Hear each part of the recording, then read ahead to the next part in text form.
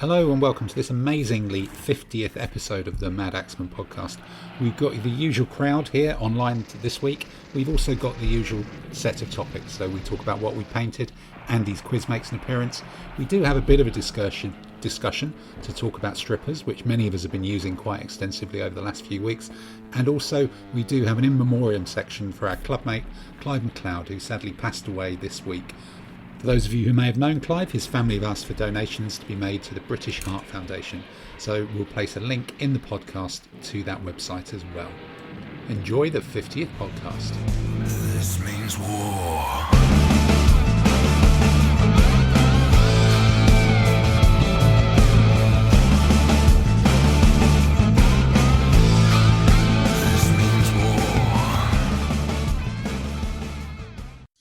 Well, this is it. It's number 50. Can anybody around this screen of the usual gang of 7, can anyone believe that this is now up to 50? Quite remarkable. After this year, yes, I can. Yeah, I guess so, actually, yeah. I think much more lockdown, we'd be doing these 3 times a week. It'd be like when EastEnders went to 3 times a week and then Coronation Street came back as well, wouldn't it, and did it all. And suddenly there was 5 days a week of soap opera.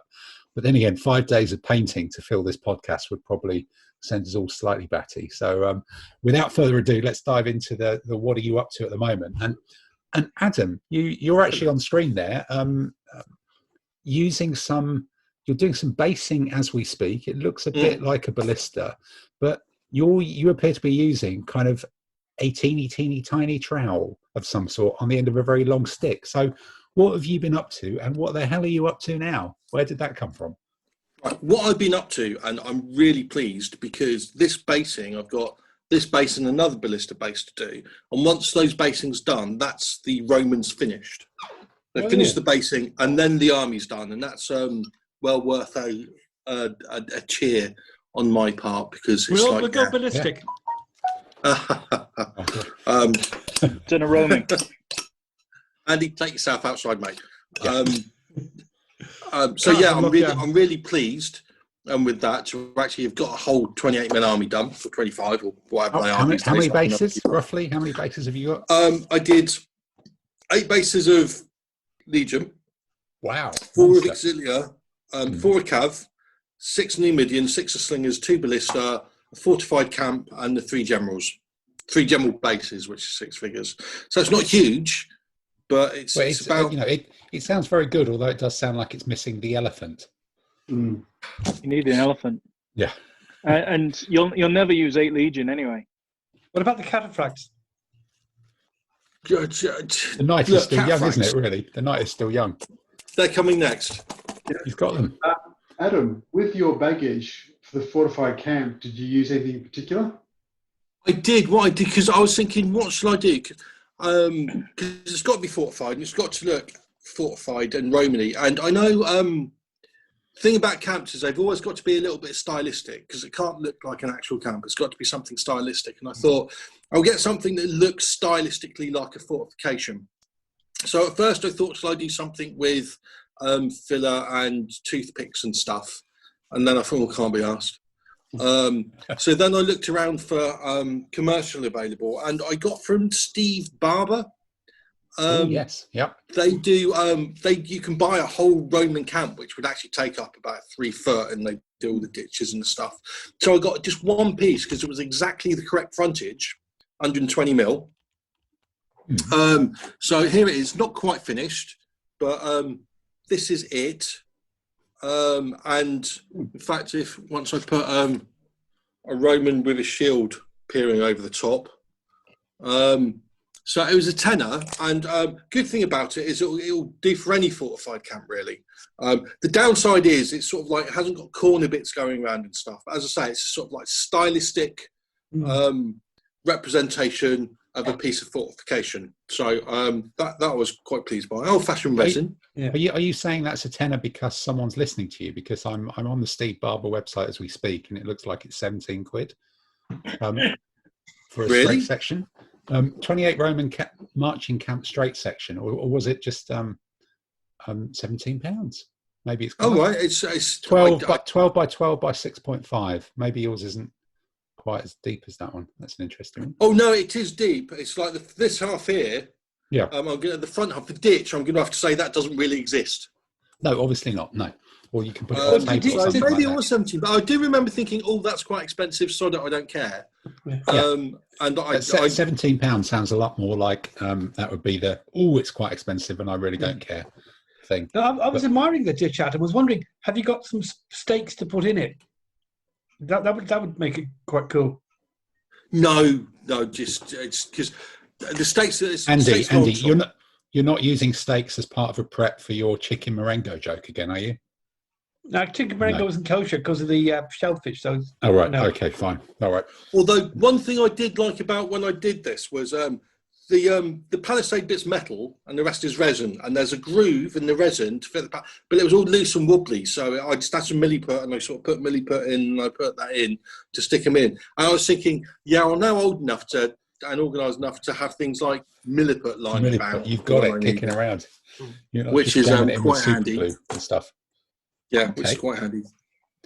But the trowel, I remember getting this in the modelling shop because when I used to do basing with wood filler and stuff, I remember using knives and just like implements and lollipop, and it's one of those things where get the right tool and it makes it so much easier. So I've had this for years. I've no idea how much it is. I think the tip's a bit bent and it might have snapped off, but it's like this bit is a bit whippy. Oh wow, it's a bit flexible. The end of it, yeah. A bit flexible, so it's sort of it can smooth and you can sort of like level. So no idea how much it was, but it's as I said about the scissors. It's just really worth investing in the correct tool sometimes because it just makes the job so much easier. Available at all good model. No idea why you got this. Probably an artist shop. I saw them at Great Art. They've got the Stone Square probably. No haberdasheries, mate. Great Art will have it because you use it for oil painting. You're doing the thick oil. Yes, it's probably art. So yes, a recommended tool there. No, but it's funny because I actually got a set of similar-ish things, but smaller last week off eBay. It was one of those, let's have a look around eBay, because I realised exactly the same as you. I've been using a Swiss Army knife to spread that kind of filler onto the bases. Yeah. But it's just too big to fit between a lot of the figures. So it's really good for doing the bits that you can actually get to, but a lot of those bits you couldn't get to. And I was using like bits of scalpels and as you say, it just didn't work. And then I just thought, is there like a tiny trowel or tiny thingy? And looking online, there is a whole set of these tools, obviously, not for doing basing, but they're called for doing clay sculpting. So, if you, I guess we all remember that great Lionel Richie video of Hello, where he was the blind guy stalking the woman despite being blind, and sculpting his own head or something, whichever. We may be misremembering that. Yeah. But it was like, hello. No, won't even try it. And I almost started there. How dangerous that was. Yeah, another career down the drain. But the art of clay sculpting, you get this whole set of different tools. Now, some of them are just kind of too pointy or whatever to ever be used, but some of them might be used. But out of this set of 6, there's at least 2 or 3 that you're like, yep, that's like a little mini spatula thing on a long pole. And because it's generic bits of metal off eBay, it was about £5. So clay sculpting tool kit or whatever is the answer. But I am a little bit upset to hear that the Swiss Army knife doesn't have the proper attachment for it, though. Well, it's only one of the kind of the normal standard ones. It's not one of the, I think the problem was if it would have the normal attachment for that small stuff, it would actually be too heavy for me to pick up and use with any degree of detail at all. So have you actually finished some of the painting this week, or has it just been solid basing? Well, no, it's I painted the 2 ballistas and the camp. So because the 2 ballistas, it's only 4 crew figures and a couple of things, so it's actually surprisingly quick, and I'm just finishing them off now. So it's all quite groovy. All I've got to do is wait for it to stop raining so I can put the last coat of varnish on the Numidians and these chaps. Okay, but you did wave a box of cataphracts at us as well earlier on. Well, this is That's their Dacian stations, whatever. Yeah. And that's the beginning. Well, they can also be used with this army, but that's the beginning of the their summation summation. That's the beginning of the Okay. summation thing. And I must say, actually, for the next week or two, I don't paint hugely quickly, but after finishing an army, I think for the next week or two, I might just sort of like chill a bit, and I might do a little bit of preparation of figures. But yeah, sometimes the painting, if you're sort of like trying to finish something, sometimes a painting can stop being a hobby almost and start being a Bit of a chore, yeah. I was thinking of sort of like I might prep some figures up, but not worry too much about getting stuff done for a couple of weeks. And how many bags of the Dacian infantry have you got then? From 2. You're starting that 2. Okay. I'm going to do 120, which is quite a lot. Wow. But it's a lot of warband, and that will give me all the options for bows and stuff. Okay. So and the Victrix box bag comes with the bowmen and the skirmishers and the phalanxmen or falksmen. Yeah, everything you need. Everything. Okay. If it's walking in the Dacian army, it's everything you need, which is kind of quite good. And I'm going to use some German cav because you need some Dacian cavalry. So I'm going to use Germans, and from that I'm going to also buy a bag of 60 German warriors. So that will give me a German army as well. Wow. What do Dacians have as their sort of like impact troops? The ones that they're going to go in, they're going to stomp stuff. One fire. 2-handed cutting weapon elite. Ah, They're mediums, aren't they? so you're going to do them mediums. separately as metal, or are you just going to keep them all as? No, they come in the bag. You just give them the felts. You just give them the 2-handed choppy thing. Oh, so is that the it one all with the comes in the bag. funny sort of like looks like a sort of Basically the Thracian Japanese weapon, but cooler. yeah? It's an implement for thrashing or something, isn't it? So Hopefully curved thrashing in. Romans. Yeah. Yeah, exactly. Yeah. And they're sort of like that's just a different arm attachment, and you can put them ones on the more noble looking bodies if you really want to. So it's so you get them, and you also get the ally of summation, elite heavy cavalry impetuous to do nasty Is that a things. fun army to play? That's It is, a great yeah, because the other I was looking at the army list again, and I got them mainly because as an opponent to the early Imperial Romans. One really cute thing about them is if you lose the initiative, most people plan in a game of ADLG to attack. Fair shout. Yeah. Sometimes there's sort of like value in being the defender, but usually people plan around attacking. So if someone wins the initiative roll against me and they say, "What terrain have you got?" I get to say forest. Yes. Which It's a little bit tricky for most people, isn't it?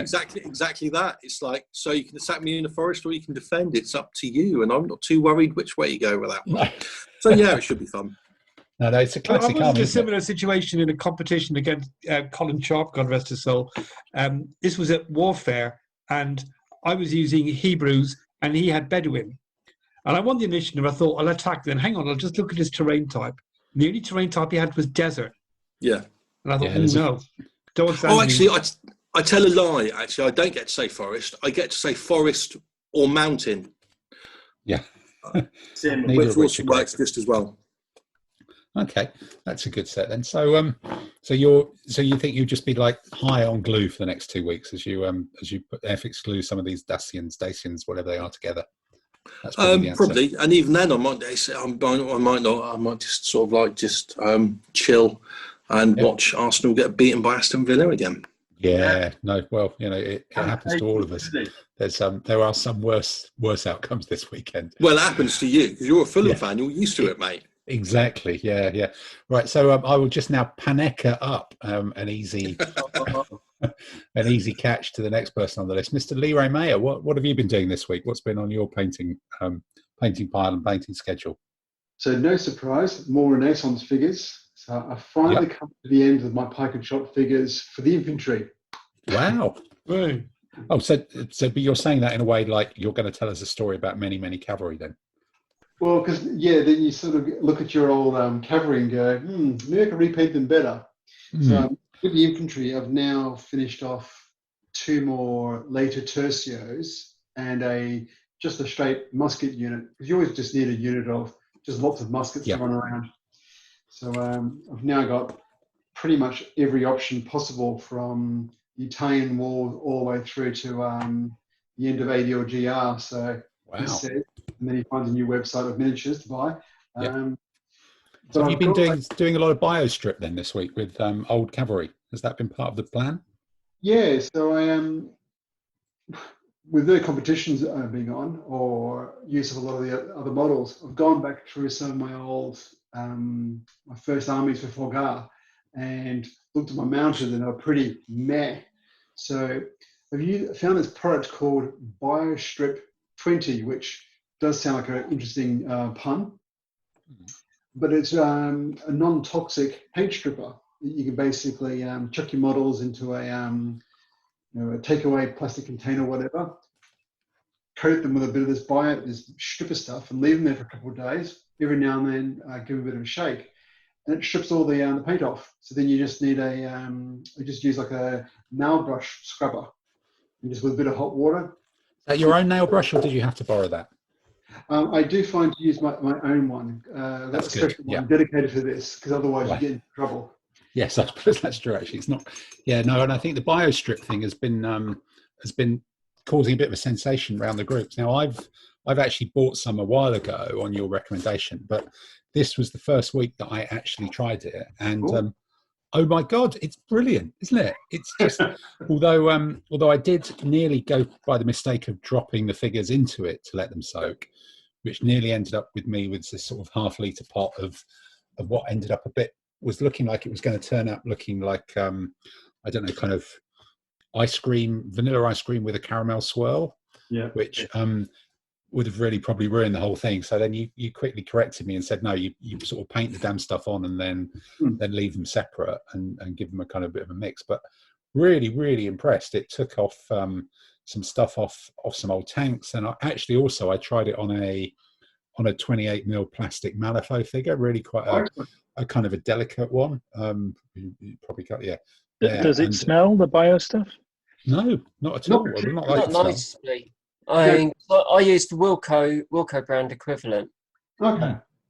Yeah, I found it because I've tried like using Dettol and obviously brake fluid and all that, but living in a small flat, you can't use it. Did you say obviously brake fluid? Obviously. Brake fluid? Yeah. Okay. Yeah, he got it out of his drinks cabinet. Yeah. Australian wine. Yeah, It's the new version. Yeah, it guarantees to put you to the floor if you drink it straight up. But no, this biostrip stuff doesn't smell. You can leave it in like I can have it in my kitchen uncovered and it doesn't smell particularly. It's got a slight smell to it, but it doesn't stink to. Just don't put it on the salad. Yeah, and you don't have to wear gloves to clean it off. Like you can do it barehanded. I mean, I do it in hot soapy water just when I'm giving it a scrub. So does this mean you're now going to be hoovering up dodgily painted figures on Fleabay that sort of like, really expensive figures that people have butchered? Oh, what you mean the ones called museum quality paint jobs? Yeah. Professionally painted. Pro painted. Yep. Isn't it normally just anything from Heinz figures on eBay? That those buy it now ones which there's just buckets and buckets. But then again, they're all wildly overpriced, so that doesn't really work. Yeah, it killed me. Can I just ask two questions before we go on from the biostrip? Firstly, Tim, you said about you don't just drop it in; you've got to paint. What's the technique again? Well, I originally dropped it into the tin, the whole bucket, because I've got it's like a half-litre tub. So I originally dropped the biostrip in, the couple of tanks and a couple of figures and things that I was doing in, and then Simon went, no, that you don't want to do it because you can't reuse the stuff. So, but it's quite gloopy, so you can take take a handful of things and sort of paint it over them in a way, in quite a thick gloopy thing. It sticks them quite a bit. I think you do have to keep stirring them up, but it's white. So if you drop stuff into the pot, the paint's gonna dissolve in the whole thing, and it did look a bit like kind of very cheap vanilla ice cream with a bit of a caramel swirl in So it. what? Do you just transfer some into another pot then? Basically, yeah. Basically, yeah. All right. I've got a couple of like all war gamers. You've got a couple of takeaway plastic containers from the obligatory curry, and I just chuck the bottles in there and just cover them. Not drowning in it, but just sort of like Next question. Yeah. The plastic figure. Did the plastic degrade, or did the no, not glue at come all? unstuck? Because it was quite a delicate one. This is Dr. Andrei Sokolov, who is a substitute figure for what's his name? Like the big beater for the Arcanists. Was this the one you were waiting for a year, Tim, that arrived in the summer? Yeah, it's the one that took like nearly a year to arrive from America, this one figure. And I did my first paint job on him and kind of screwed it up and it looked terrible. So I thought, actually, this is an opportunity to do it. So I took, and it just took all the paint off without degrading the plastic at all. So I've actually done him with some contrast paints now. Just because that's a slightly better look. It's a fairly meh sort of figure, which is a bit disappointing. But yeah, it just took him off. So originally I dipped him in it and then left him sort of hanging upside down on the end of a jar. So he wasn't embedded in it. It was sort of dipped and then lifted out, and the stuff just sort of, it's quite gloopy and quite sticky. So, you probably have to stir it up once over the couple of days, and then it's kind of done. I was really, really impressed with it. But Simon, I saw you going back to it. You'd done some old museum cavalry that you'd redone? Yeah, so I had a whole bunch of the museum English Civil War generic guys on horses with pistols and the buff coats and all that. And my original paint job was pretty meh. So this stripped it right back down. You could get all the sharp detail back. You can see the horse, and you can see the fold of the on the horse where they've got like the blanket at the back. You can see the pistol again, so you can see all that detail. So they're about 3/4 painted up. So it also did a really good job. I stripped a while ago a whole bunch of Merlinton figures. Those really nice 15th century Swiss models with a lot of detail, and they stripped off my originally horrid paint job, and I could actually then dry brush it later on. So they've come out. You can repair a Peter, I've painted my army in gold spray paint type of job quite effectively. Yeah. Why would you want to repair that? Well, what is the repair? I meant to be. Oh, sorry. Just final question on the stripper for Tamsin. You said that you use the Wilco own brand. Is that exactly the same, or was it cheaper for a reason? As far, I'm not sure what price the either buy a strip is. So I'm guessing it. As far as I can tell, it's exactly the same, just not. It sounds pretty similar. Brand name. Yeah, but I think the general point is there are commercial products which are better than trying to cobble it together with Dettol. Then actually, this one's pretty straightforward. So This means war.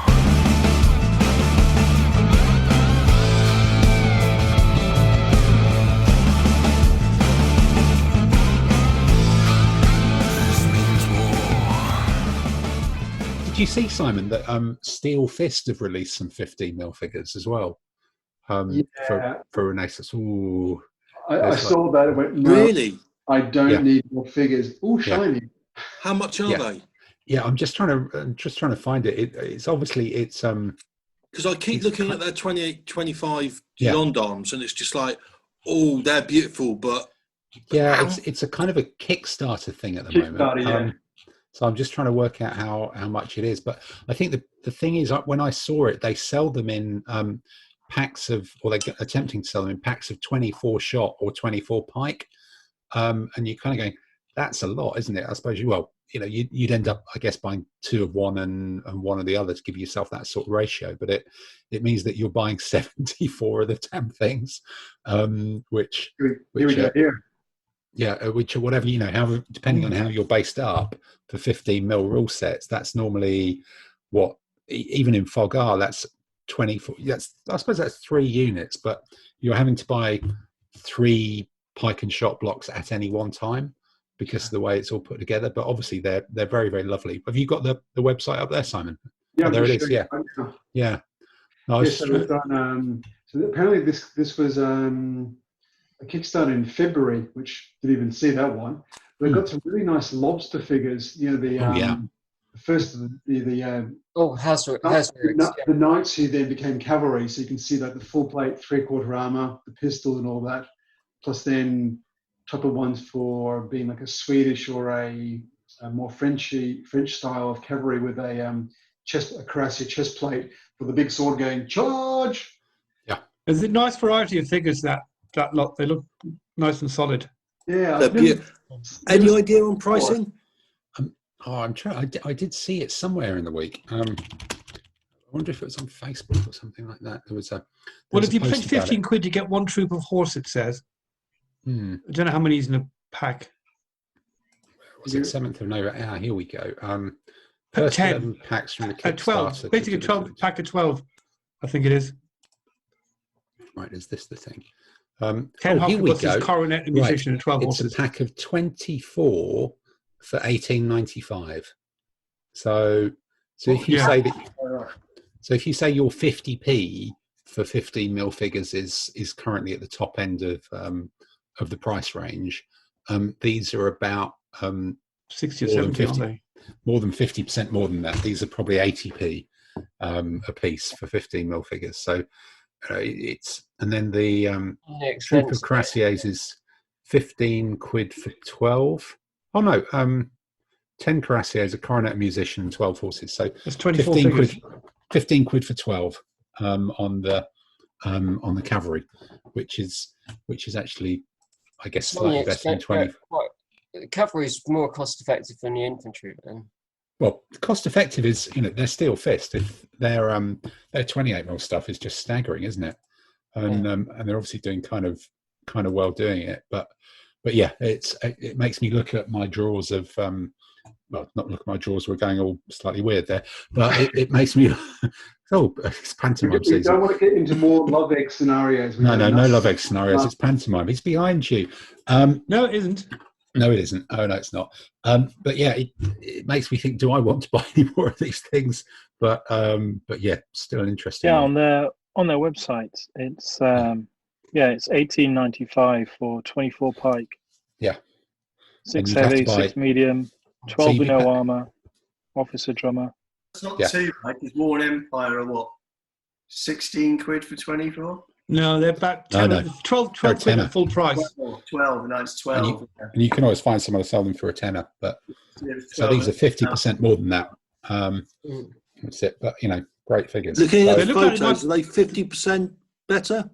They look like they might be bigger than War and Empire. I mean, not the War and Empire do any Renaissance stuff yet, anyway.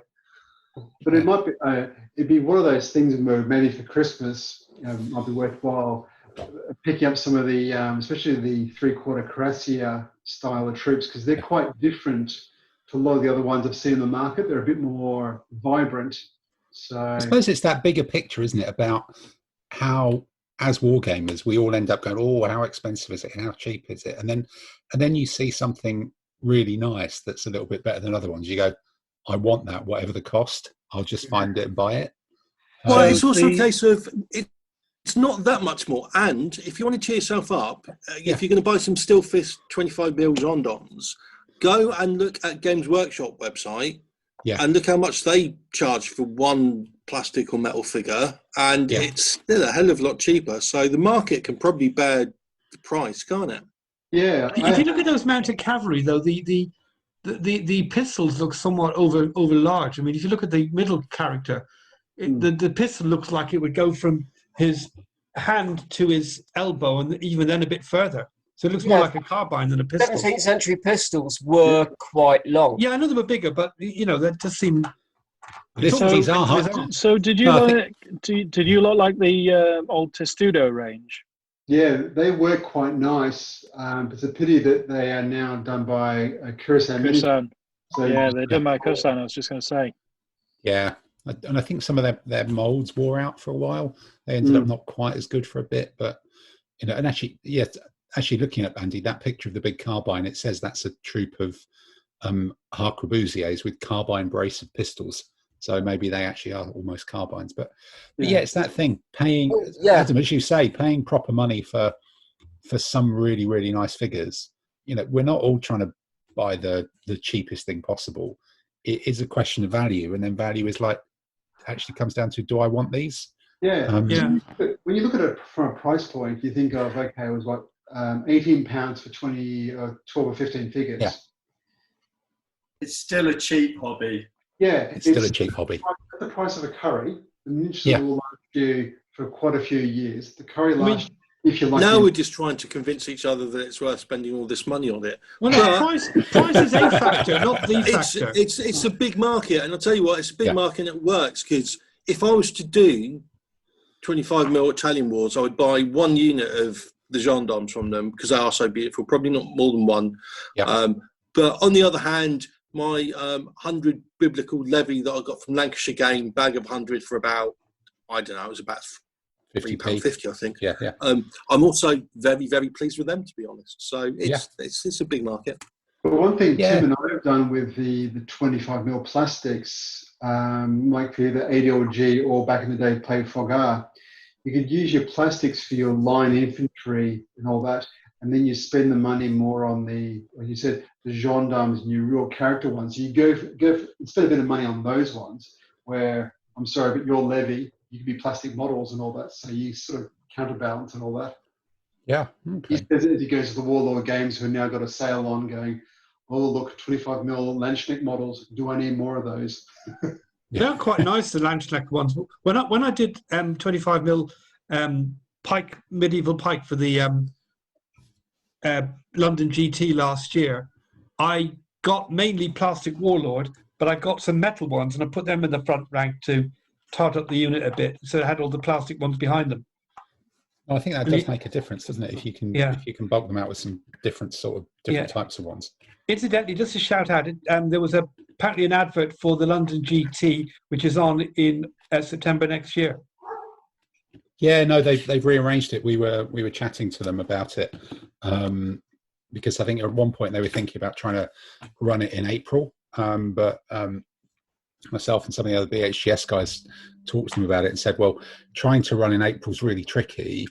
I think it's going to be early May, but the problem is with lockdown, or even with restrictions and the rest of it about holding events, that's not going to, in theory, be lifted until the end of March, because it was the 6 months from some announcement back in October or September or something. So if you run an event and try and aim for early May, you're actually only giving yourself a few weeks after the date at which restrictions and lockdown could be lifted, which is a bit scary. So the guy who's organising it has decided it's actually a much safer bet to kind of kick it back to September and secure a date there. So, and I think that might be the case for quite a lot of trade shows. There's lifting of lockdown and allowing these things to go ahead, which will probably be gradual. And then there's the lead time you need to actually organise this stuff, promote it, get it out there, get entries, get traders signed up, all that sort of thing. So I think it already feels kind of difficult to see much in the way of events taking place this side of the end of next summer. Yeah. The one positive side, I guess, for us, if the competition circuit is delayed till around June-ish, is ADLG 4 might have been released and we'll have actually had time to look at the new shiny. Yeah. No, that should, well, I think there might be able to be smaller competitions. The Adam, like that thing with it will come back, and those things with 6 and a dozen. I think there were some restrictions in Wales. They've let them out today, I think. Yeah, I think if England follows Wales, they were allowing indoor meetings of up to 15 or something like that between different people at some point.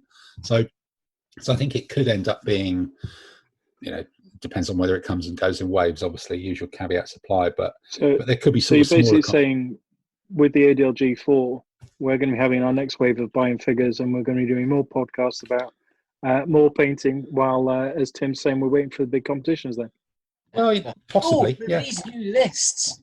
Yeah, I think there could be some new lists out, which could be quite handy for us. We'll just road test them on TTS. Then we know what to buy and what to paint. Well, No. in theory, All if of that's them. Always. just buy the whole damn lot, really. Yeah. This means war.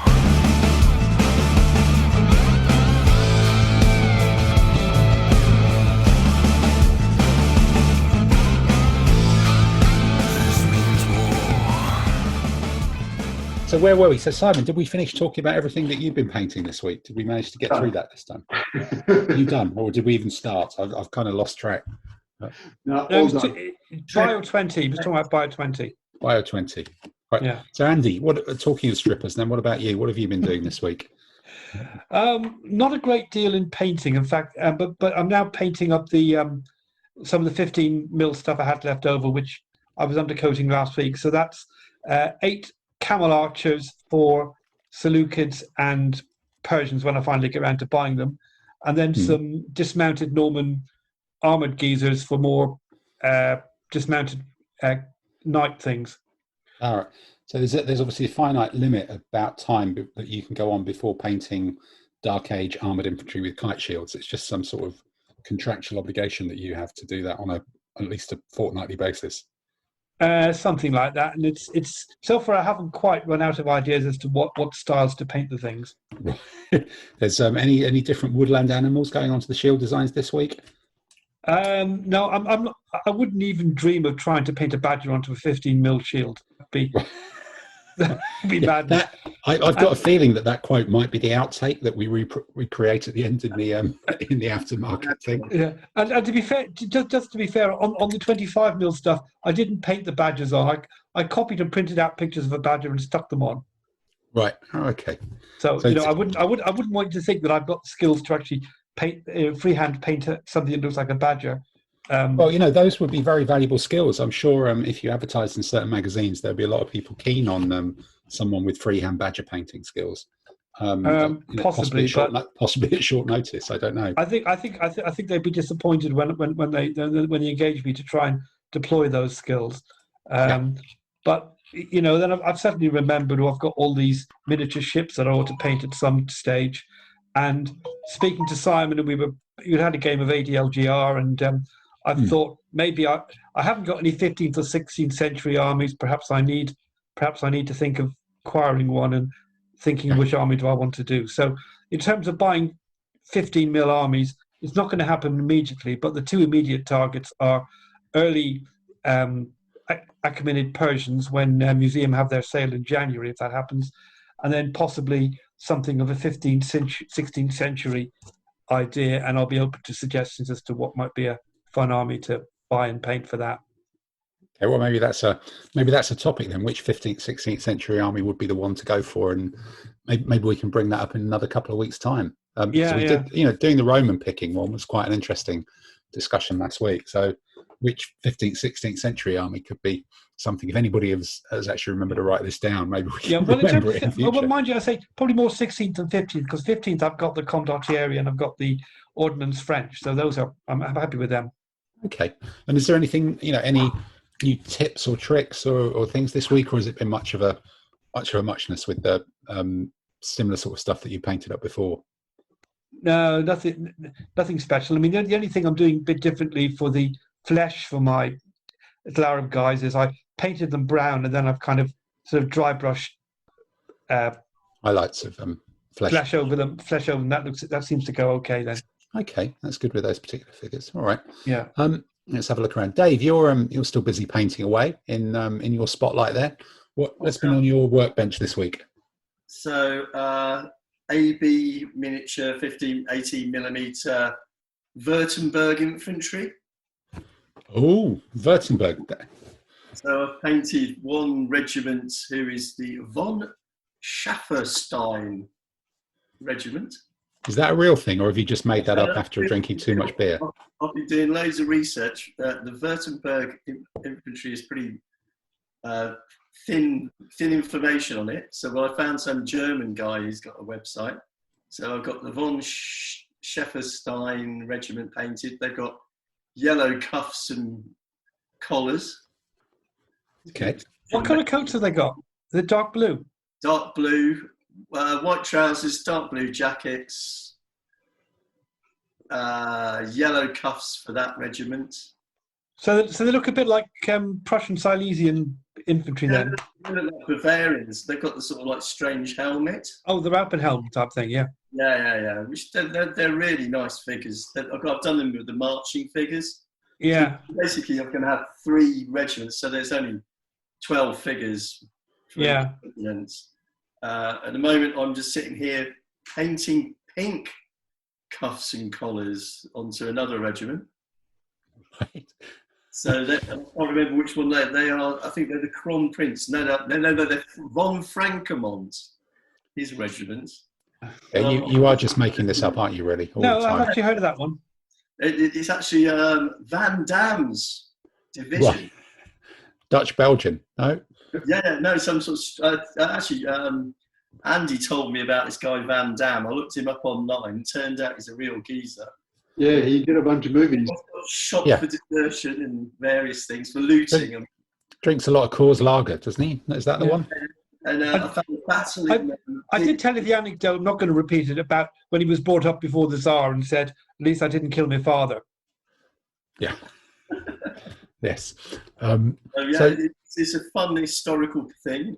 So, 2 regiments of those are down. And then I've been doing some Eureka Samurai Warrior Monks. Oh, okay. For your extra bits then.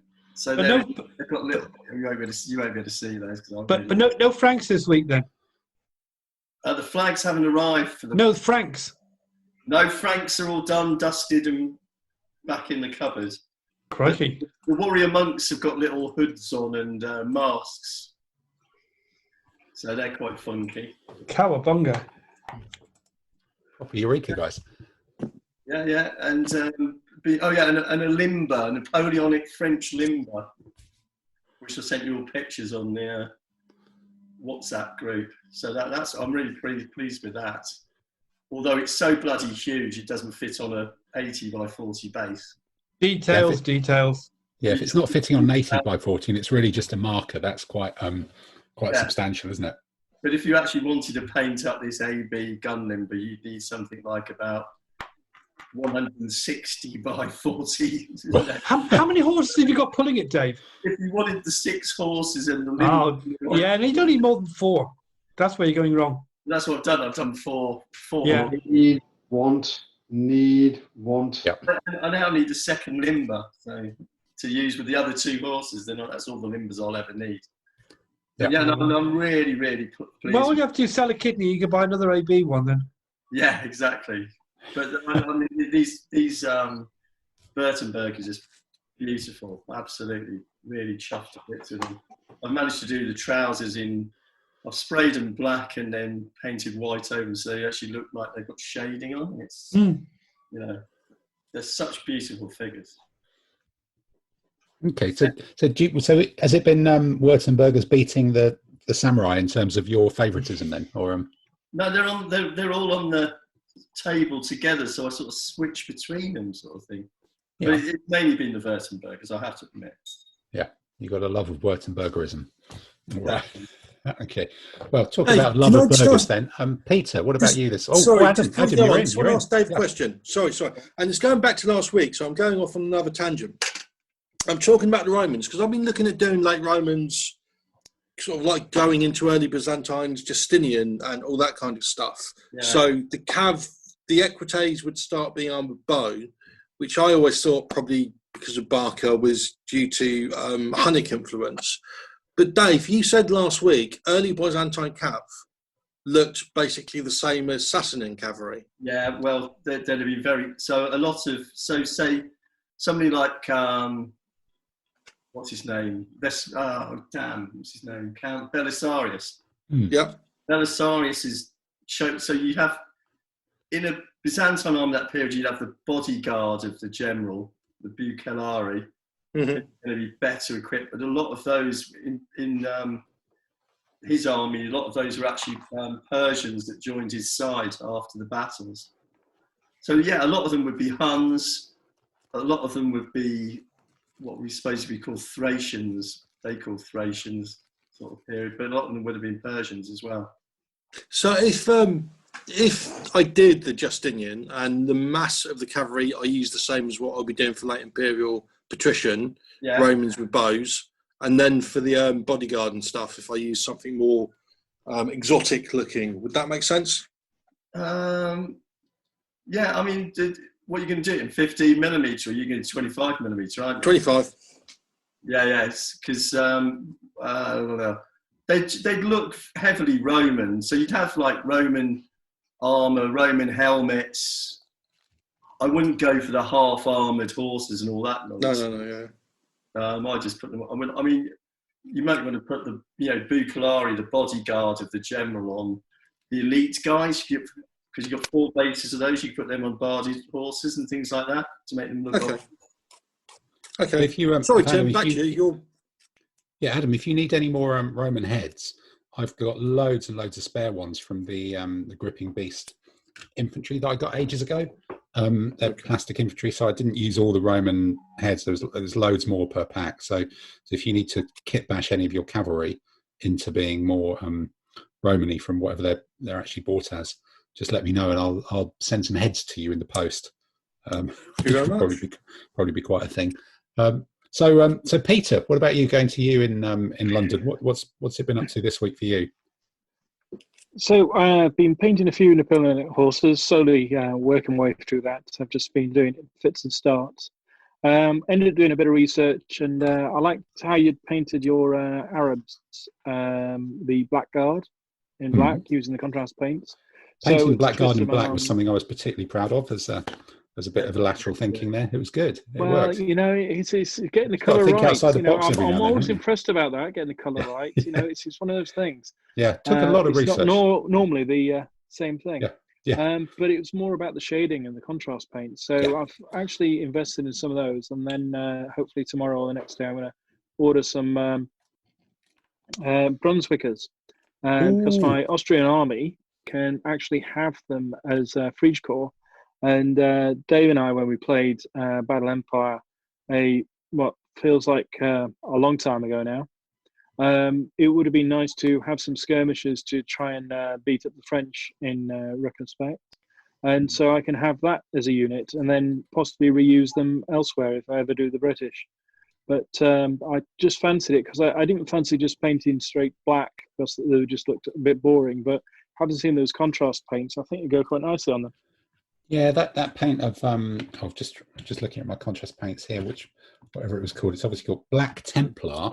Comes out really, really nicely. It's got a little tinge of almost green to it, if you do it over a white undercoat, it just gives you that texture and shading straight away, which as you say is so difficult doing it. So have you actually bought that and started? You managed to get that delivered and you've started using it? No. I've ordered the paints. I'm just going to pick out the troops as well. It's not too many. It's just a couple of line units and some Jaegers. But I've ordered some more of the contrast paints because I've got some fantasy figures as well. And I just fancy using it for some of those. Using the contrast paints, nice proper green orcs and that sort of thing. Because, you've just got to do these things every so often. Just give me a break from Napoleonic stuff. Yeah. Which company did you order the paints from? Who's, because it looks like nearly all of these companies are sort of still open now, doesn't it? After, I guess, a bit of a fear that they might sort of go into second lockdown. Took it easy and just went on Games Workshop and just ordered there. You could pick out the individuals because on a couple of other companies, you'd have to order a pack and stuff like that. But I've already got some of them. So I was just supplementing what I've got. So there's that and ordering a couple of other bits and pieces which are on their way. Okay. So direct from the Evil Empire itself then, from the Tower of Sauron or whatever. If you want to do Black Templar, you've got to go to the Evil Empire. It just stands to reason, really. So is this sort of an excuse for you saying that you've not actually painted anything at all this week? Or no, I was doing the Napoleonic horses. Slowly, okay. Yeah, slowly getting through those. It's just, I find horses, either I'm in the mood and sat in the garden, it's nice and warm and I can do them all in a patch. Otherwise, I kind of faff with them because you keep thinking, oh, what can I do to make it more lifelike? I blame it on the fact that both my sons learnt to ride, and so I spent many weekends going down, taking them to the stables and looking at all the different horses. So I feel bad if I'm not trying to give them some sort of justice and making them look like lifelike. So really, you've actually done have a too bit of much. life around them. You've done too much research. Then that's the problem. Yes, too much research and too much being around some nice horses. Oh, Peter, there's a unit of Brunswick Light Infantry. I think they're called the Oils, OELS, who are armed with rifles. And that might be you might want to look them up. But I think they had dark green uniforms. That might be an interesting unit to do for the Brunswick Army. It gives you some rifles. They're the they look a bit different Jaegers. colour-wise.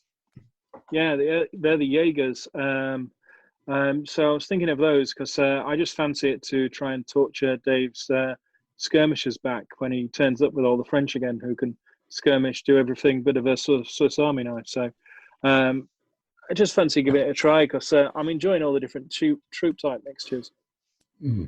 Okay, all right. So and so you've already done your painting, you've done your ordering. Your next couple of weeks are all set then, just with yet more Napoleonic stuff. Really, it's just a world of Napoleonics. Yeah, just line up on Napoleonics and then spice it up a little bit with a couple of fantasy figures with some of the more lurid contrast paints that come through.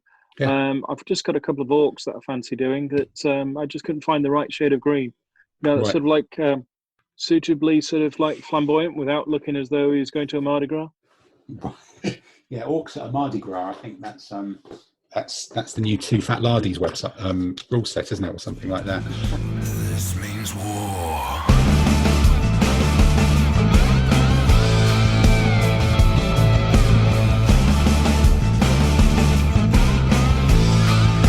This means war. Right, Tamsin, what about you? What's been hitting the painting decks this week? Not a lot. Oh, they look pretty.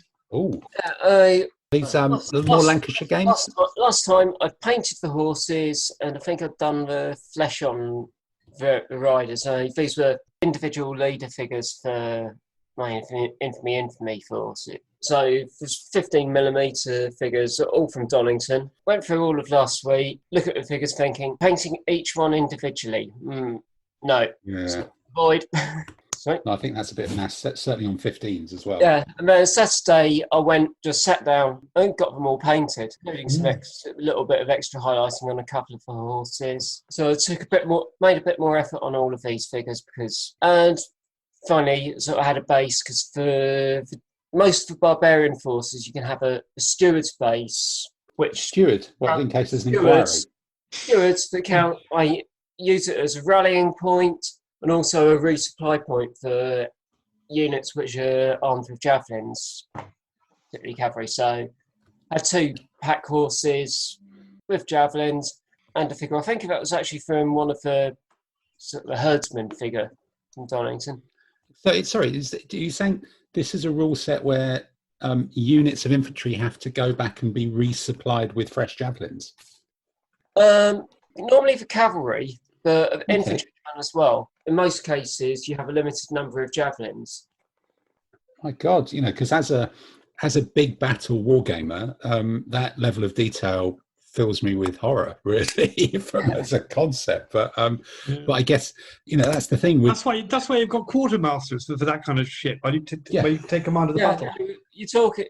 Infamy. You're talking equivalent of a modern platoon. Sort of Right. half a century for the Romans, so it's a small war. So you're on about going for skirmishes versus big battles? Yeah.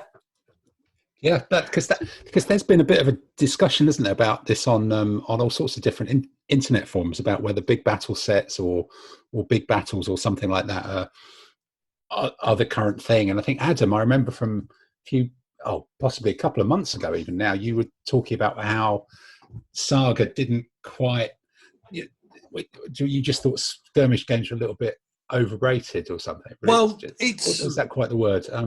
It's just a time and a place. For me, it's like I got into skirmish games. God, my boy's 11 now. When he was going to be born, I was thinking, I'm going to run out of time to paint big armies, so I want to carry on painting bit stuff where I can get stuff done, and that's when I started playing Malifaux. Yeah, that's true. And Malifaux, if someone was just interested in a game, I would recommend Malifaux as a game. It's just brilliant. All this stuff, conversation we have about army lists and do this, don't do that. Malifaux just does that better actually, and it's really interesting game. But it's not history. So if you're not into if you're not into steam powered robots, A, you're weird, and B, it's not the game for you.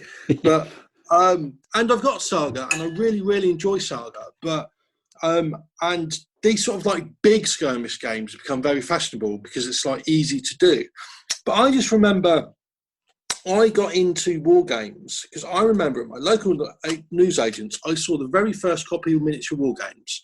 And if you remember the early miniature war games, all the photographs were like full-page colour photographs, which for 1984 was fantastic, of Peter Gilder's collection of Napoleonic and American Civil War figures on the whole. And it looked fantastic, like big wadges of units of cavalry of stuff. And I don't know, this skirmish game, especially the mass skirmish game that's fashionable these days, it kind of misses out on that. It kind of misses out on that really impressive visual element to the game. And yeah, I've gone back to, I want to play big games. I want to play battles. I don't want to play Scott. Well, no, I say I don't want to play. I still enjoy it. I still do. And still enjoy playing Saga, for instance. But it's, I mean, for a proper war game is one where you got lots of troops on a table, and it's like, and they're all spread out, and it just looks better, I feel. We went through a phase of Saga at the Central London Club, didn't we? I went over to it from playing Flames of War, having lots and lots of tanks on the table, to then suddenly playing a skirmish game. It went down a treat for a while. We had a real phase of it, but we seem to have, moved back to sort of ADLG in the main. There's a few people doing skirmish games. Mind you, I would question what you said there, because I actually like Saga. I think it's a good game. I enjoy it. It's not history, obviously. We enjoy it. It's trying to be history, which is fine. But even the term skirmish versus big battle, Saga, you've got about 50 figures on the table, give or take, roughly. Typically, yeah. Skirmish is like, could be 8 figures. And there's a difference between a skirmish game with a few skirmishers, which can also be a very good game. And Malifaux is the one that I play, where you do have 8 figures on the table. And 50 is almost like pretending to be a bigger battle, but just doing it with not so many troops, almost. Yeah, Saga, depending on which army you picked. I mean, I went from doing Flames of War, which is, loads of tanks, everything else on, to doing Saga. And for me, Saga is a more beer and pretzels. You've got to know what they're playing sort of thing, as opposed to anything else. And it's more like it's more a skirmish mindset set of rules, if you get what I mean. With I think though, I think where Saga falls down is where you have some of the scenarios are a bit peculiar and work particularly well with some factions, but not with others. So I think they needed to be a bit more work in the basic system so it could work a bit more universally, and then it would be a better game. Yeah, but I think that's about Saga as a game. But I think, Peter, one of the things that you were mentioning there is about beer. I think you said beer and pretzels, and to my mind, there's almost an element of any skirmish size game should be beer and pretzel-y, really, because you're not using much and you're not bringing many figures to it, so it should have a sort of pick up and play thing. And I think going back to Tamsin, what you were saying there about the idea of in inverted commas, skirmish type or smaller game that's got javelin resupply, those two things feel to me like they're in tension for what my concept of what that sort of game should be. But it's a mechanic. I mean, how many javelins? It's to some extent it's about limiting the number of javelins that cavalry would be. Cavalry particularly would be carrying and able to throw, and how many times. But cavalry will start off with 3 javelins. That's 3 turns. How many times are they going to use the javelins before they charge in? It's there. Also, if they need to resupply, they can. But it's more, I've skewed to them more as as a rallying point. Romans Okay. have something have something similar. that they Also, on the more general point, skirmish games tend to be the opposite. They tend to be the more complex games, not the beer and pretzel games, because what you tend to get is like fewer figures and more rules for each figure. So if we play ADLG or we play any big battle rule set, whether Napoleon, any sort of thing, I've never had a game with a big battle rule set where someone's gone, oh yeah, and this is a rule for that, and I've gone, oh really? I didn't realise that. You know, I know the rules. Yeah. Whereas more skirmishy games, and again, it's like mentioning Saga, I haven't got anything against it. I think it's a good game. I sort of went to a one-day competition in Toyman, and I played one chap, and his whole tactic, I think he was Irish, and he had a unit that they had a rule of however many casualties you do on them, you take the same amount of casualties or something like that. So it was one of those gotcha moments. And skirmish games tend to be more, here's the rule set and here's lots of additional rules for lots of different things. Whereas big battle rules tend to be, well, here's the rule set. Look, I think there's a lot of interesting stuff here. I think we can probably string this out to be more than just a diversion, but I think we probably defined. There's a whole thing, skirmish versus big battle. But let's pick this one up. Let's see if we can read some of these blog articles and maybe listen to some other people's podcasts and kind of come back on this. The original blog post that I'd mentioned sort of to you guys was about at shows particularly. You see lots of small skirmish games being put on. But not so many of the very big, well over 1,000 figure games. And it seems to say that indicates that sort of big battle games are gone. But it's different. Just shows. Most of the skirmish games that are put on are there. It's there for a reason. It's participation games. You can't do participation game that has over 1,000. No, you just can't do it. It takes too long. It will take all day to get a bit. So a lot of games there.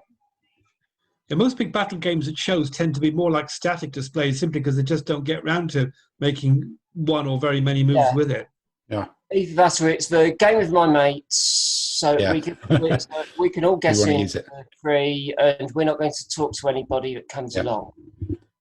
Well, I think on that point, that sounds like a good idea to take this up next week. Then we can maybe have our own podcast and not actually publish it. We'll just talk to each other about it and then recreate some of that sort of at show experience. But going back to the painting thing, which is I think where we started. So you've done a number of you've gone a sort of semi-production line thing for your officers and unique figures to give them a little bit more love and attention than the line infantry. I did it for thinking, okay, right, this colour, can I use it on just this figure or more than one figure? And they were mostly painted as individually as possible. Metals obviously could be done on all of them at the same time, but it was when it came down to the clothing. One of the Roman officers, he had the white painted armour. So if I could use the colour on more than one figure, I did. But mostly it was in sort of each one separately. And started work on the foot leaders. All I've done on those so far is the flesh base coat and a wash. I'll be carrying on with those tomorrow. Okay, so it's been kind of a decent week for numbers of figures, but they've all been quite tiny for you then. There's no extra terrain or something done this week. It's just been all figures. That's it. Wow. So do you think this army will be finished by next week, or are you in the final? I'll have dismounted leader figures done by next week. Okay. It'll be interesting maybe if we have a chat about big versus small games, if you're able to get a couple of practice games of Infamy in as well to have a look at that, or maybe see if there's something doable in some sort of demo game. This means war.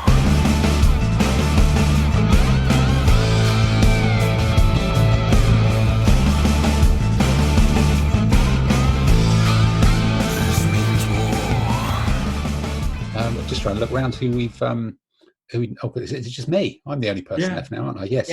Yeah. Oh my lord. No, so it's been a week of finishing off Arabs as always. I've posted a load of photos of my Arab cavalry that's taken a bit of prep to get done. Just to get the photos online, I'd finished them a while ago, and I've pretty much finished the weird kit bash of Persians and Peri Afghans, and I think there was something else. I'm trying to remember what it was. Yeah, I think it might have been the 2 sets of Peri Afghans, War Games Atlantic Afghans, and War Games Atlantic Persians, to make them up in some sort of mad eclectic Arab. So I think the Peri Afghan figures are absolutely, of course, fantastic. They take this paint really, really well. That's been great. I've ended up using something that I'm not entirely sure if it works, but it's really just an odd collection of spare figures, really. So it's using the Sparabara from, it must be Sparabara from 2 different ranges, actually. Maybe I got the Victrix Persians and the War Games Atlantic Persians, and then the Peri Afghans. That was it, to do it. And I've ended up using the Sparabara shields to create some sort of half and half front rank big wicker shield, back rank bowman, kind of Arab Ghaznavid mixed shooter spearman infantry. And because they've all got Arab blokes behind them, they don't look too obviously like their Sparabara shields. And I think the fact there's 2 different types of shield in there, that works quite well as well. Although then again, looking at it, God, maybe it's even a bigger kit bash than that. I think possibly some of them might be the infantry from Fireforge's Mongols, who've got those big wicker shields as well. I think, Adam, you've done some of those, haven't you? Yeah, they've got some big wickery shields from that. So there's all sorts of odds and sods in there, and quite an eclectic group of figures that won't be out very often. I did a bit of bio strip, as we talked about, which impressed me no end, and I've finally finished a 28mm elephant. So both my 28mm elephants are now done. A very painful checkerboard pattern to do on a Gripping Beast 28mm resin figure that is now finally done, and that's been getting a lot of love on Twitter and on Facebook. So not particularly well camouflaged. Not particularly well camouflaged, no. But I think if elephants are kind of difficult to camouflage anyway, unless you paint their toenails red and hide them in cherry trees, which has always been the best way of doing that. So this Arab army, now I'm just looking at about 50 or 60 spearmen type people to do, which it kind of feels like I've done all the interesting stuff. So I'm just into that tail end of the army to do it, but they're sort of mostly done, and hopefully they will get over the line quite quickly. And then I've got to decide what to do after that. And I do feel that I should go totally left field and do that ship for Black Sails or whatever it is. But I've got a horrible feeling that I'll end up redoing a 10mm World War II army that I won't have used in years and upgrading that somewhere along the line. So it's been a finishing off the contrast paints, and I think once the Arabs are done, the contrast paints will go away, and I will end up browsing the internet and doing some more odds and sods of ordering of different things somewhere along the line. So that's been my week in painting. All sorts of this is going to be on the internet. I think we've got a topic for a discussion next week as well. So that's it with the painting. This means war.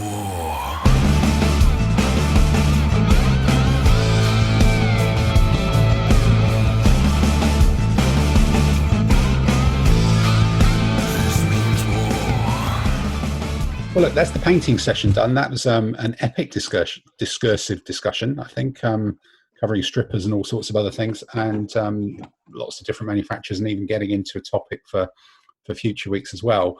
And with that extra long painting session, it does mean that in the running order, I think it's probably time to bring forward the famous French music and have an early start in running order and possibly a late start in timing for Andy's quiz. Comment les entendre? Question. Comment les voir? Question. Le trou est sans fond? Question. La légende le dit? Question. Elle dit aussi? Question. C'est une maladie? Question. Oh, c'est la vie, incroyable. Andy, hit us with some answers from last week. and Right, well, last try and week, if remind you us what it remember- was. Yep.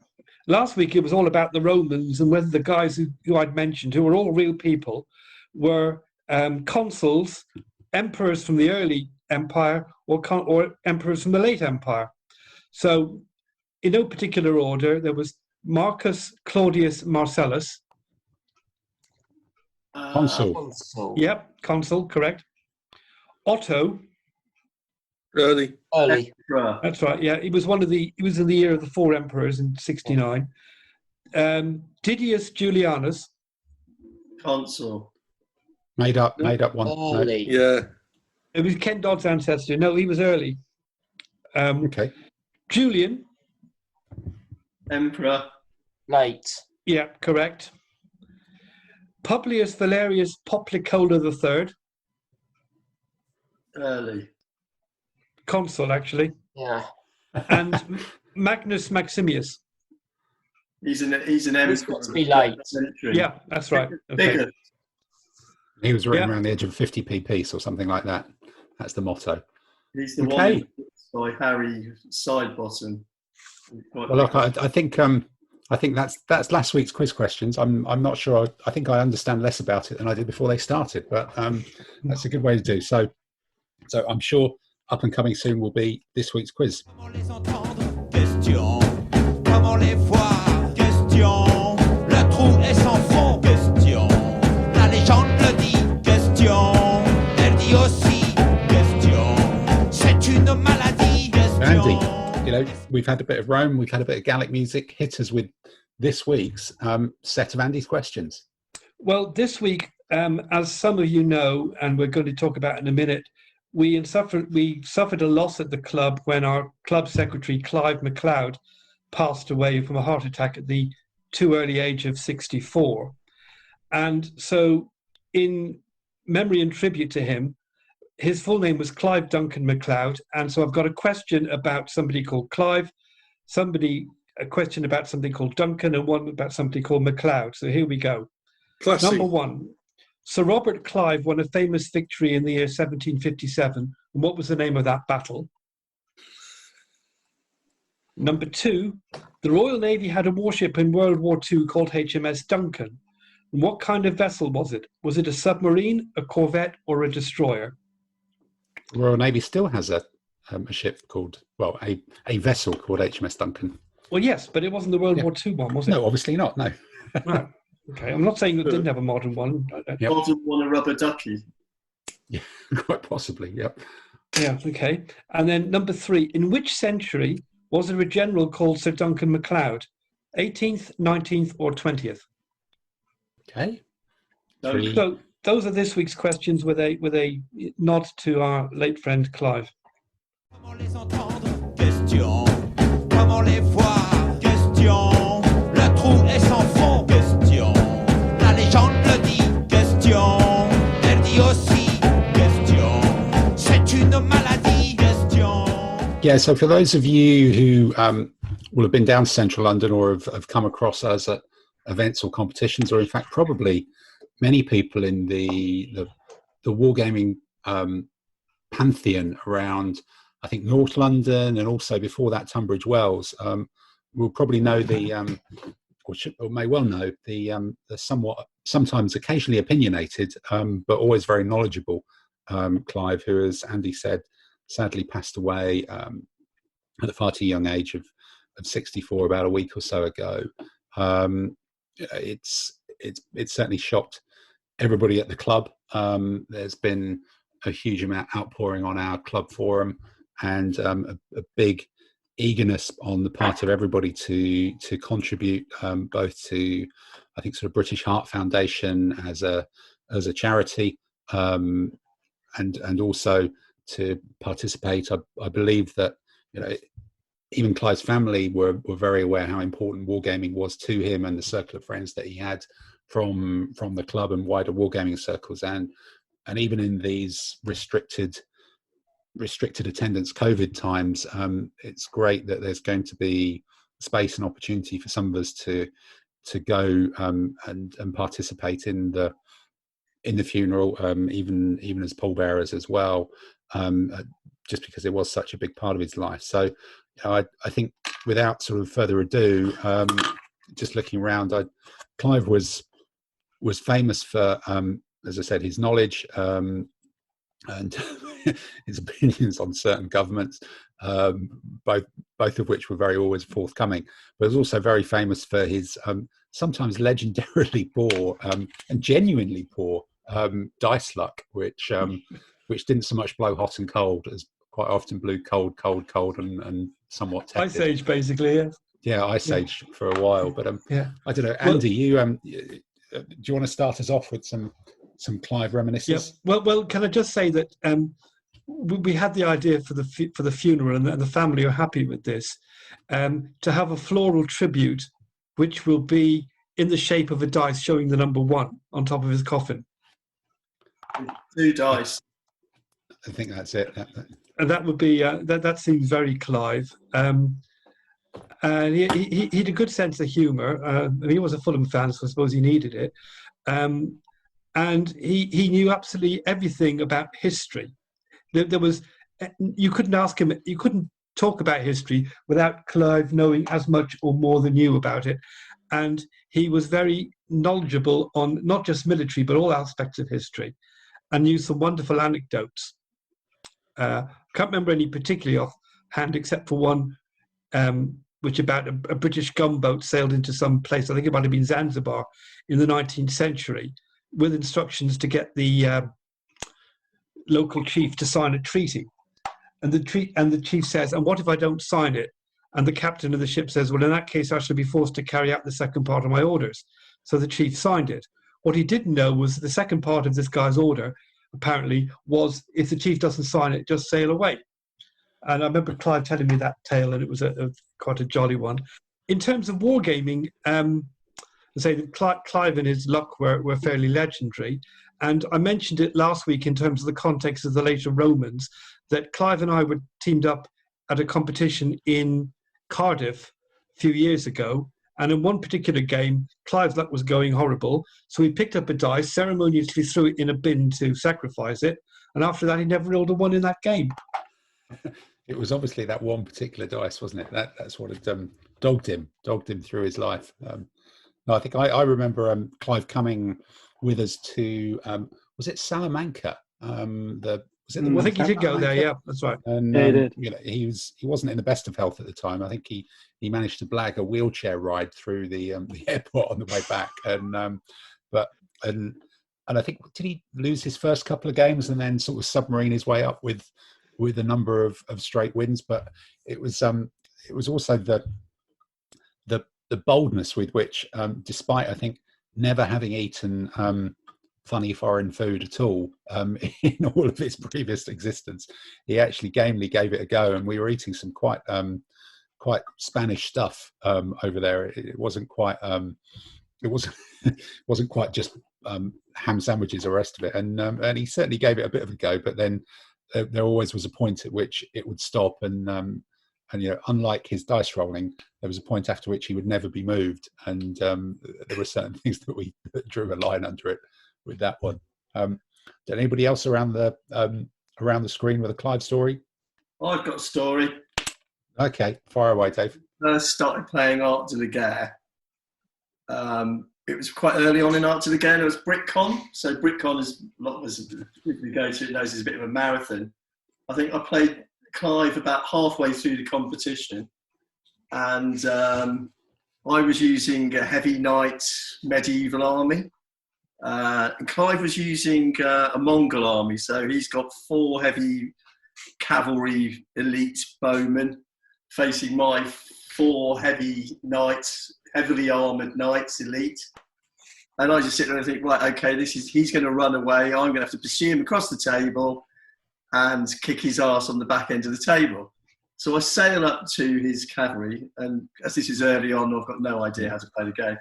So Clive promptly threw 4 5s and 6s, and I threw 4 1s.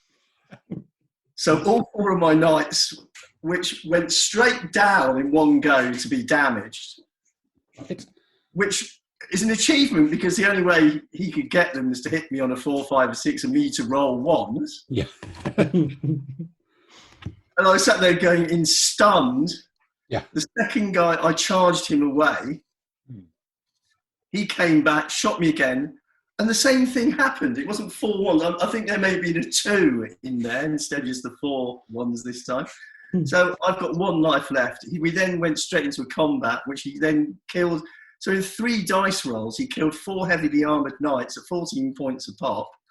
And I sat there with a huge gap in my army. So people saying that Clive had terrible luck.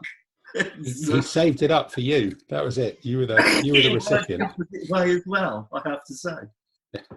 He was a good player. Spoke about that all the time, and it's just one of the funniest things. He was always very generous as well with explaining things and having a chat about stuff. Both my sons played against him in different tournaments, and they both remember him fondly by, one, they managed to beat him, which, of course, kids will remember that. But he explained and told them anecdotes about different bits of the army and everything else. And it's those things that they were quoting back to me afterwards, that General so-and-so was doing this and this person was doing that. Because Clive had not just an unending sort of series of different ones. You'd be sat there at the club with an army and you'd say, oh, I'm playing this one today.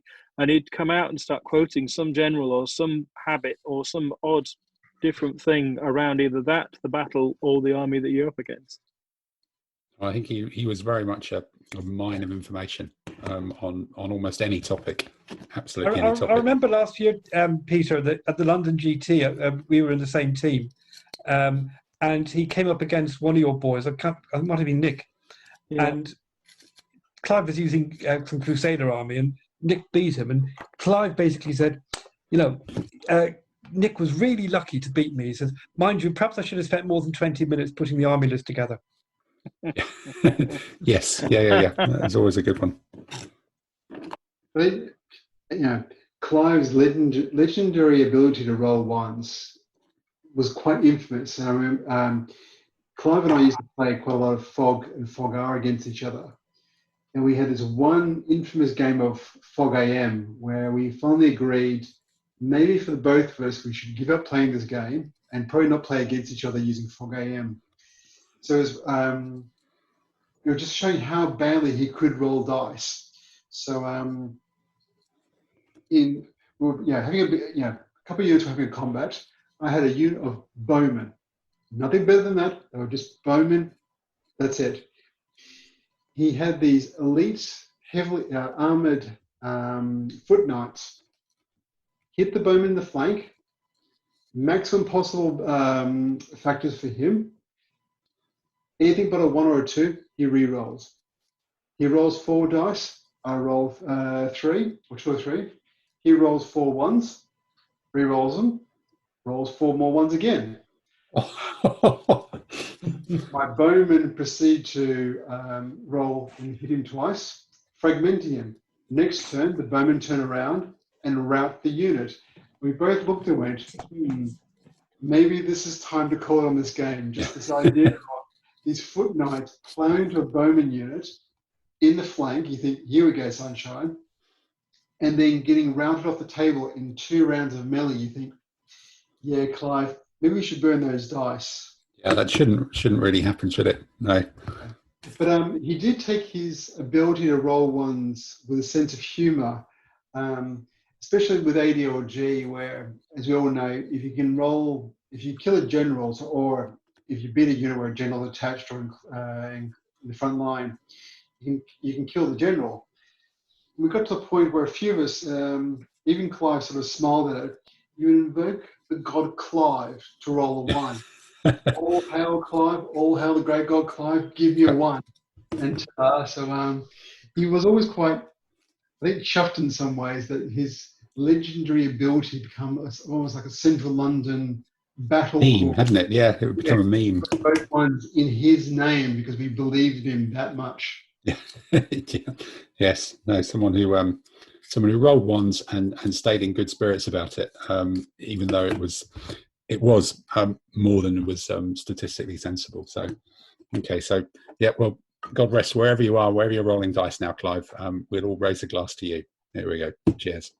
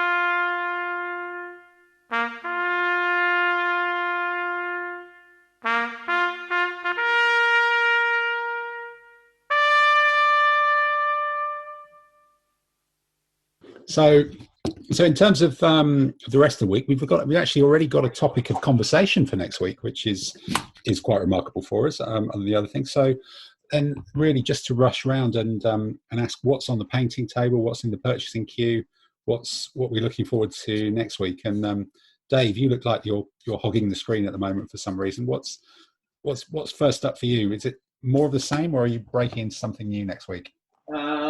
Well, I've got the Württemberg Light Infantry. Okay. So I've got to do a regiment of them. So that's 2 bases of marching. But I've got the figures for skirmishers as well. So I'm doing these AB figures slowly and carefully, and putting in all the bronze, painting the gun barrels, and putting the bronze on. I'm really enjoying it, but I'm going to do this slowly and take my time over it, I think, is the thing. Okay, so very, very careful bit of Württembergering over the course of the next few days. Then, all right. Adam, you were saying that you think you might actually be taking almost a bit of a breather, a bit of a break. But have you heard anything over the course of this week that inspires you to say, actually, sod it, I do need some more stuff. Let's carry on. Well, got an email from Victrix, who that's true. Yeah. Who are doing I think if you're on their mailing list, they're sending you an email saying, send this link to your friends and they can get 20% off our stuff, and then we'll let you have some discount as well. So that's sort of like a chance to buy more toys, which is always good. But other than that, no, it's just like it's trying to get this army finished. The hobby was becoming a little bit of a tyranny. So just to get it finished, I've been sitting down and rushing through it. So I'm going to take a week or two of chill out, back burner. Okay. Yeah, that Victrix offer is quite something, isn't it? It's 20% off Victrix suddenly makes some of those packs very, very affordable. And I think I'm going to try and give a go at some of their new 12mm tanks, because that just the idea of getting some nicely detailed, consistent 12mm tanks to replace the kind of somewhat ad hoc collection of different manufacturers that I cobbled together previously for my set is very tempting. And then obviously I'm just going to buy a shed load of 28mm ancients at the same time because I'll be on their website and I won't be able to resist. So I think it's going to work very well for them, that offer. I'm going to get some of their tanks, but they're surprisingly not cheap for plastic tanks. Yeah, exactly. Yeah, they work out, well, yes and no. They work out at, it's about 18 quid for 6, which is 3 quid each. But I don't know if, I think that still is. They're kind of comparable. Yeah, they're comparable, yeah. And if they're better quality, I don't care whether they're plastic or metal. But I think that's where I'm at. Yeah.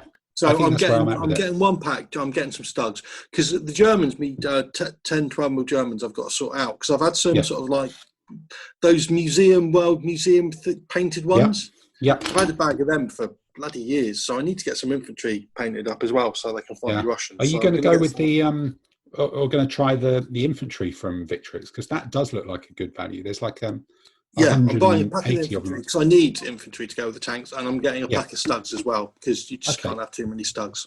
You can't have too many stugs. Proper group of stugs then. So this 12mm infantry they do? Yeah, they do like about 180 in a pack. Oh yeah, I saw the plaque. They got a pack of British and German late war, haven't they? Yeah, no, and they look very good actually. They almost look like they might be too detailed for 10 mil. How would they rate with Pendragon in terms of size? We'll let you know when I get them. We'll let you know when we get them. Yeah, but I'll be Pendragon are a interested, yeah. little bit big for 10 mil. So Yeah. but well, Pendragon are. I suspect most things will match Pendragon because that's almost the default standard for that. Okay. And Andy, what about you? You know, you're. I think we're possibly doing a second-hand 10 mil tank trade outside a parking lot just in back streets of Shepherd Bush at some point over the next couple of days. I must get my dark glasses ready. Yeah. I'll work out the cost of those bases and we'll sort something out. Yeah, no, if you want to keep those tigers, that's okay. Yeah, I'll probably do that. Yeah. Okay.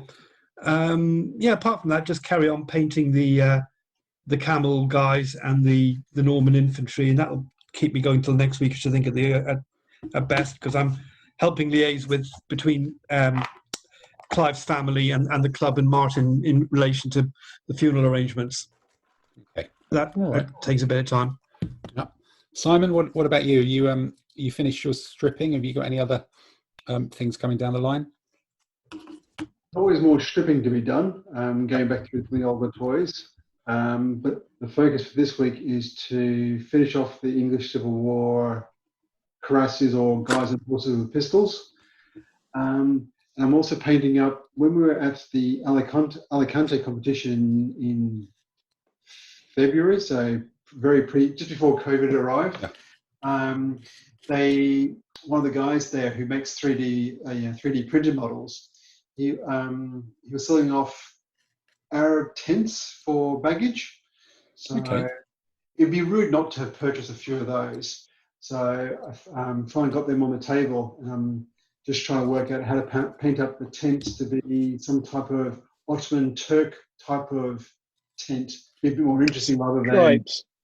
Yeah, I think you need stripes. Just don't know how to do the stripes properly. So when you're saying tents, you kind of you were talking almost like a village rather than actually the baggage piece. Then is that the sort of quantities we're talking about? No, luckily I wasn't too manic, so I only bought 2 of them. So I'm just going to do a small AD or G size baggage. Yeah. Don't need to go nuts on too many more big baggages that I've done recently. Yeah. Okay. And Tamsin, what about you this week? Is it? I think you'd said that you're kind of within touching distance of finishing off this 15 mil infamy project. Got the foot leaders for the infamy project to paint. That should have those finished by the end before the weekend. Then I've got a few more copperstone figures to paint for my Judge Dredd project. It's a news team, and there's one that will be an assassin or neo-Sov agent. Okay. Does the news team have a female reporter? Because I've got this theory that all wargaming news teams end up with a Kate Adie. I think the reporter is thick. I think there's a male and female reporter. Okay, it's Kate Adie. No, it's female reporter, male cameraman, 2 bodyguards, and there's for some reason a robot that looks so it's in a robot sort of waiter uniform. Yeah, because every news crew needs a robot waiter, really. Yeah. I imagine. Maybe it serves them drinks in the bar afterwards when they're in wherever it is, the Hanoi Hilton or wherever these things are. Futuristic Ron Burgundy. Yes, yes, a robot Ron Burgundy. That would be a series to conjure with. Okay, all right. And I say, I think for I'm just trying to think. Peter, have we covered off you for the next week?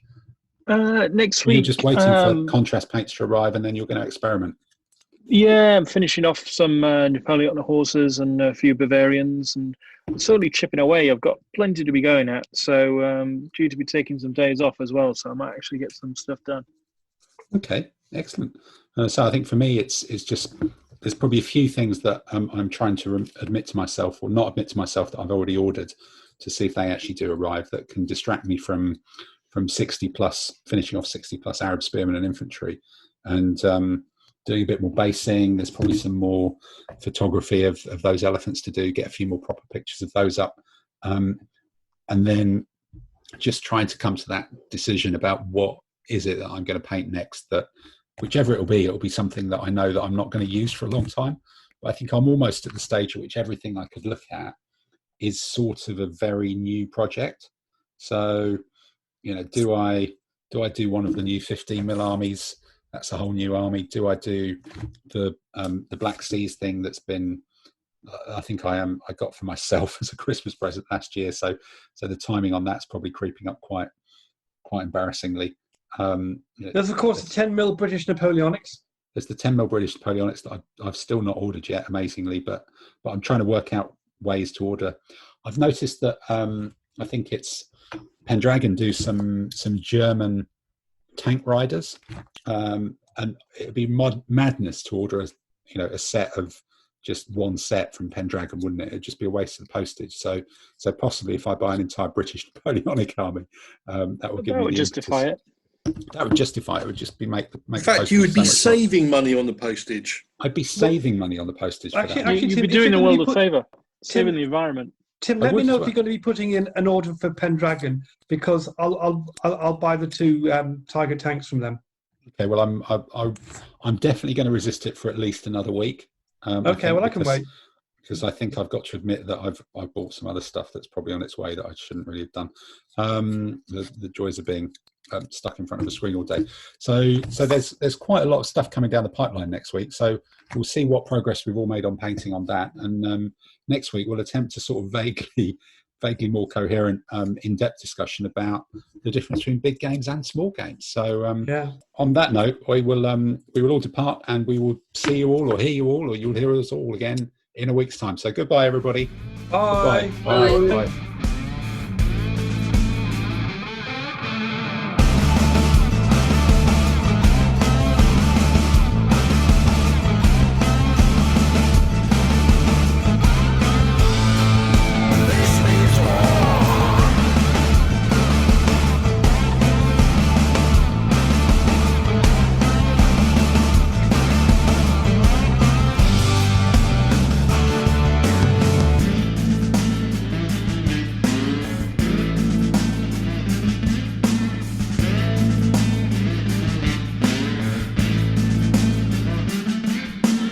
Are we going to do anything particular to mark the fact that this is the 50th podcasting? I think if we were, we should have planned it earlier. So This means war.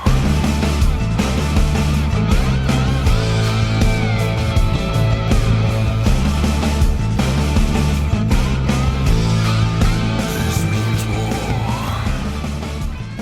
you're just an unrelenting stream of sexist knob gags. You're just doing Jeremy Clarkson knob gags for everything you do. So it's just and it does get a bit embarrassed. Like someone in Toyment, they were sort of talking about how after the next lockdown they're going to have a sort of multiplayer game of Megacock or something. It's just like it's a bit embarrassing.